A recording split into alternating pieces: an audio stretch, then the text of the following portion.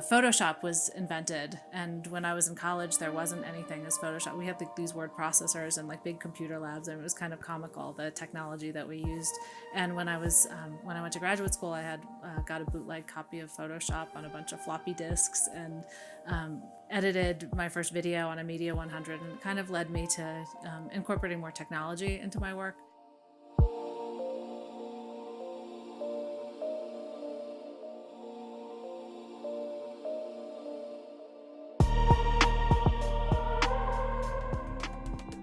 I'm Jody Servon. I oversee the art management program at Appalachian State, and I work as an artist and a curator and an activist.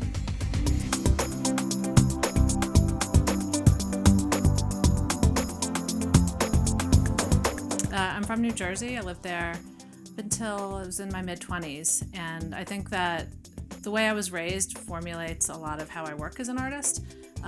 My parents were very social, and my dad was quite a storyteller and fisher person and basketball coach, and we surrounded ourselves with a lot of different people, and they had a welcoming household. And I think that that's kind of why I've been really interested in other people's stories and giving people a platform to tell their stories through my work. And also being in New Jersey, we were really close to Philadelphia and New York City and the shore. So I spent a lot of time at the beach and the ocean, and then also running around the city, which was really fun. I've enjoyed taking Appalachian students there every year to get to stay at the loft and take advantage of all the city has to offer. And many times it's their first time seeing it, so it's really nice to see it anew because I can't remember my first time. I had a lot of different jobs before I came to Appalachian. I worked as a donut filler, a beach badge checker, a ski instructor. I also worked in an oncology unit in a hospital, and thinking about all of those different kinds of places, and that's just a smattering of like the 30-some plus jobs that I've had in my life, really gave me an opportunity to meet people from all walks of life, people that were interested in sharing their stories. I remember people leaning over my counter at the hospital telling me, their life stories while their mom is in the room behind them dying, and the way that people opened up. And I think that all of those jobs led me to where I am now and the kind of work that I'm doing. I think they were really important in understanding humanity, and also the way in which some people really like to operate in a hierarchy, and some people see people for who they are. And I think that those things really helped me figure out the kinds of work that I want to do and how I want to reach people and kind of find common ground in the work that I'm doing. I don't know if I ever decided to be an artist. I think that's one of those kinds of questions that I have pondered a lot. It was one of those things where I've always made art. My mom was a quilter and a crafter, and she terrified me as a kid when she drew the cover of Jaws, the book, on our shower door at our beach house. It was larger than life-size, shark head. It was terrifying. But we always had art around in different kinds of ways, and it was something that was a big part of who I was. And when I was in high school, I went to the community college for an art high school program, and I had a great art teacher. And then when I went to college, I started taking all these different kinds of classes, like when you get there and you're like, oh, you take one from each category, and I didn't have any art. And it really was probably the worst semester I had at school, aside from having all these new friends and an experience of being away from my parents. I went to Mason Gross School of the Arts, which is at Rutgers in New Jersey. And then when I finished, I was trying to figure out what to do, and I taught art to kids, and I worked at a potter studio, and I also worked at the hospital at that time, and just trying to figure out how to piece different jobs together. Art always was a part of it, even if it was just a part-time job. And I don't make work necessarily that allows me to make a living from it. It's more about making the work that I care about as opposed to making sellable objects. And I realized after a number of years I wanted to go back to school and get an MFA and kind of have that other experience. And the time frame was really different in that Photoshop was invented, and when I was in college, there wasn't anything as Photoshop. We had these word processors and like big computer labs, and it was kind of comical, the technology that we used.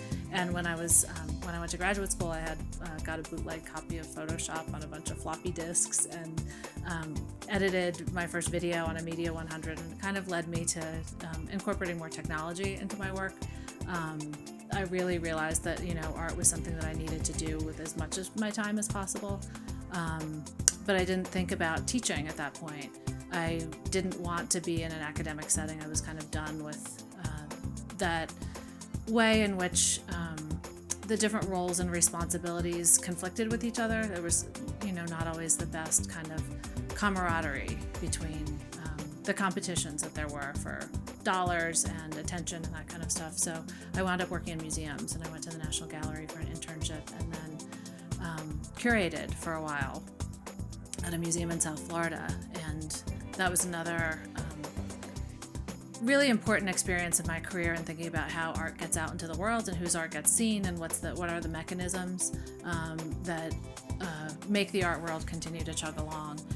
And after doing that for about 2.5 years, I decided I wanted to teach. So one of my long-standing projects that's ongoing is called Saved Objects of the Dead, and it's a project that came out of dealing with the death of my father and the loss of 3 friends in the same year.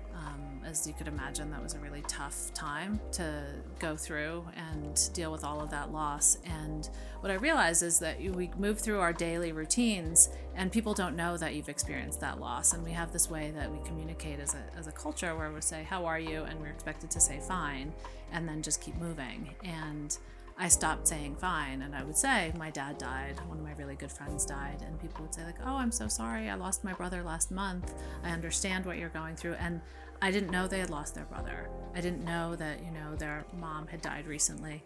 And it kind of connected me to people in a new kind of way. And through that loss, I felt like I had built a whole new community of people that surrounded me, whether it was friends and colleagues and acquaintances. And I've always been infatuated with things. My parents were both flea market finders and garage sale, and my dad had a little antique business for a while, so I was used to getting up early and going to hunt for other people's treasures that then became ours. And I thought a lot about the traces you leave behind when you die, and I started asking people for things that they had saved from the loved ones that they had shared with me about their passing, and I started photographing them. And that was something that kind of led me to create this project of all of these different stories that people had. And they would tell me, they would lend me things like a prosthetic leg or a worn colander, a Boy Scout shirt. A student at Appalachian told me about her dad's passing. He had died right before Christmas, and she had cherished this Boy Scout shirt of his. So my grandfather passed when I was in graduate school, and I had been making work with other people's things and, using thrift store finds.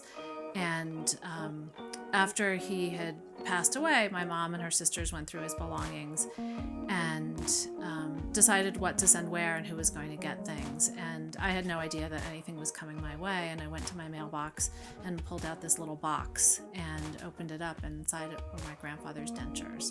And that was probably one of the most surprising pieces of mail I've ever received, because nobody told me that they were coming, and I wasn't sure why they would send them to me. But it was something that I continued to keep with me and make work with. And when my dad was sick and passing away, it's kind of when I started really recognizing the humanness of some of these objects. I had photographed his hairbrush that still had his hair in it. It still smells like him. I keep it in a Ziploc bag, so it continues to preserve that. And my grandfather's dentures, and it was for a project called Hanging On and Holding Out. And it was kind of about that experience of watching somebody decline and the roller coaster, right? You have good days and bad days. You have these kinds of experiences that you're holding on to a moment of hope, and then you get a crushing, test result, and then, there's this kind of way that you go up and down with it. And the dentures and the hairbrush kind of became symbols of those people in a way, and also made me think about the ways in which we're remembering and situating those people in our lives and the memories that they bring forth for us.